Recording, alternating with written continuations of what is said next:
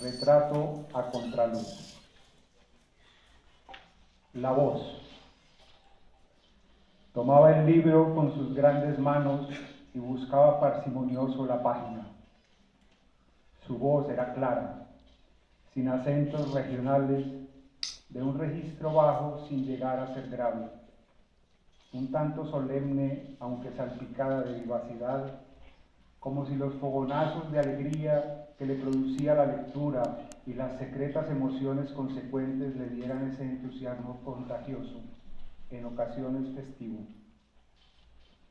Su dicción precisa respetaba la música de las palabras, lo que daba pulcritud fónica a sus oraciones. Al escucharlo, sentíamos tranquilidad. Había algo armónico y cierto en su voz. Sus palabras parecían buscar que nos conmoviéramos como él, seducían, invitaban a la comprensión y al gozo del texto que nos leía. Sabía que la literatura es música y elegía muy bien lo que nos ofrecía. Sin atropellar el texto, su voz se dejaba ir por los ritmos y las pausas, alargaba un poco los silencios, respiraba, contenía su entusiasmo para que la lectura no se contaminara y así construía una experiencia grata, casi siempre inolvidable. En la cordialidad o en la discordia, su voz era la herramienta para mantener los hilos tensos, para dar a sus palabras el registro de mayor eficacia y pertinencia. Tal vez la naturalidad, la espontánea forma de sus énfasis y el brillo de su entusiasmo al querer hacer de otros sus pasiones creaban los colores, la música de su voz. A veces también cantaba. Lo hacía en el prolongadísimo baño matinal. Cantaba fragmentos de canciones, trocaba sus letras, interrumpía la canción y la recuperaba según su capricho o su jabonosa circunstancia. Entre los sonidos del agua y el ajetreo y los jadeos del baño escuchábamos, en la doliente sombra de mi cuarto al esperar sus pasos que quizás no volverán, silencio. A veces me parece que ella detiene su andar sin atreverse luego a entrar. Otras veces, en lo más alto de la fiesta, abrazado a sus amigos, cantaba. Nosotros despertábamos y reconocíamos su voz entre un coro de voces desconocidas. Entonces salíamos sigilosos de nuestras camas para espiar aquella alegría inaudita. Veíamos a otro padre, uno alborozado que, poseído por una extraña felicidad, cantaba con una voz más poderosa de lo habitual, y alegre también su yegua va al presentir que su cantar es todo un himno de alegría, y en eso le sorprende la luz del día y llegan al mercado de la ciudad. Una vez lo oí cantar mientras veía llover. Parecía celebrar la lluvia. No alcancé a saber qué cantaba. Era un murmullo inaudible, algo que cantaba para sí, para su íntima momentánea felicidad. Los ojos. Eran grandes sus ojos, de un tono marrón claro. La luz parecía venir de adentro de ellos. Los párpados adormilados le conferían cierto aspecto de ensoñación, de ingenuidad tímida. Cuando miraba había curiosidad, bondad y algo de rigor, de firme serenidad. Podía reír con ellos a pesar de las gafas que los enmarcaban y que los hacían parecer aún más grandes. Cuando se las quitaba, sentíamos que una bondad repentina se apoderaba de él y todo su rostro se hacía mejor. En ocasiones, mientras leía o conversaba, se conmovía y la luz habitual de sus ojos se encendía, visitada por un repentino brillo líquido que disimulaba retirándose un momento o simplemente bajando la persiana entreabierta de sus párpados. Nos contaba lo que había visto en un viaje lejano a Europa. Mientras recordaba, sus ojos parecían retraerse y buscar cosas, detalles de algo visto para contárnoslo. Se quedaba por largos momentos abstraído, levantada un poco la cabeza, los ojos apuntando hacia un distante horizonte, hasta que algo lograba satisfacerlo, como si hubiese atrapado un recuerdo perdido, y entonces regresaba y seguía narrando. Las manos.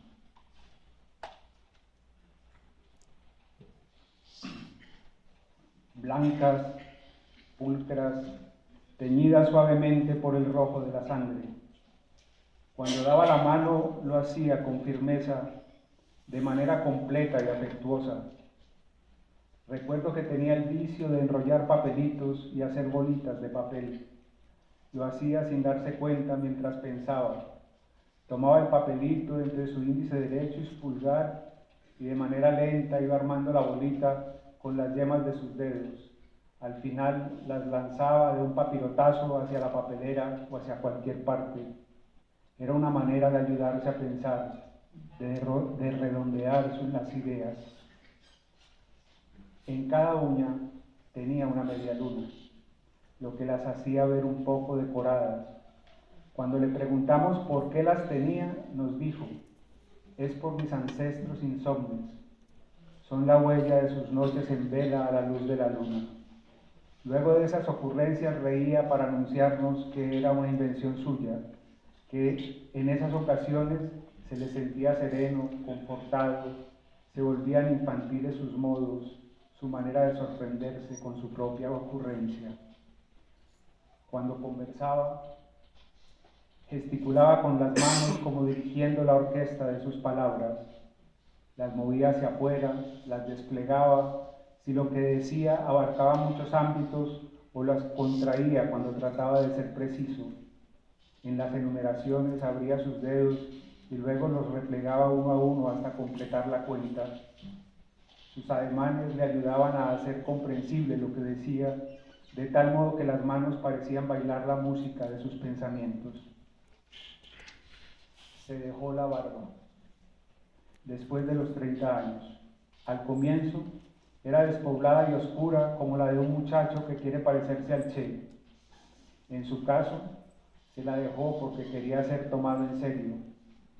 Con los años, tal vez de tanto acariciarla mientras leía, se fue poblando. Su semblante se hizo serio. Después se salpicó de canas que no tenía su cabello. Su rostro se alargó y se disfrazó de sabiduría. Cuando iba a mutilarse, se la hacía arreglar muy rala y al llegar a casa nos sorprendía que regresara mucho más joven de lo que se había marchado.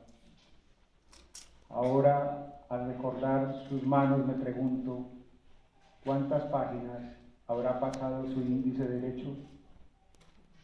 El acto de encender un cigarrillo era ejecutado por etapas. Abría la cajetilla y sin mirar tanteaba el pequeño cilindro. Lo tomaba y se quedaba pensando muy lejos de allí. Al regresar de su ensoñación, ya en este mundo, martillaba 3 veces el filtro sobre la mesa o el libro o lo que fuera. Luego posaba el cigarrillo sobre sus labios y parecía irse otra vez por las nubes. Luego buscaba el encendedor, lo accionaba, miraba la llama y la acercaba. Aspiraba con toda la fuerza de sus pulmones. El humo aparecía mucho tiempo después en varias lentas expiraciones azules. Daba la impresión de que aquello era algo paralelo a una búsqueda de su intelecto. Actos que completaban la acción invisible de su imaginación y nos permitían rastrear el ritmo de sus ideas. Al recordar sus manos me pregunto, ¿cuántas veces también tuvo entre su pulgar derecho y el índice y el corazón la copa? Y sí, esa mano que le dio de beber, cuántos placeres y cuánto dolor nos dio su mano. La memoria.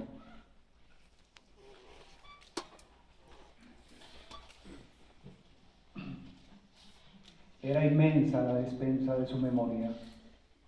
La ejercitaba, jugaba con ella y en ocasiones alardeaba demostrando su vastedad.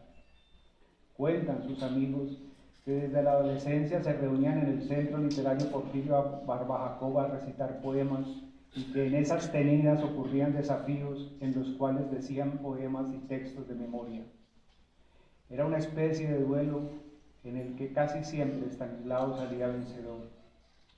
Mucho más tarde, en sus clases, los alumnos se quedaban perplejos al observar cómo citaba y refería los textos que complementaban su exposición sin recurrir a los libros, sacándolos de la gran despensa de su memoria.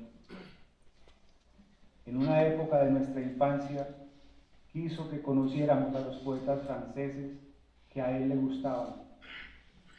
Entonces se aprendía el poema en francés y nos lo decía para que oyéramos su música. Luego lo traducía y nos invitaba a que lo aprendiéramos. Entonces proponía un juego.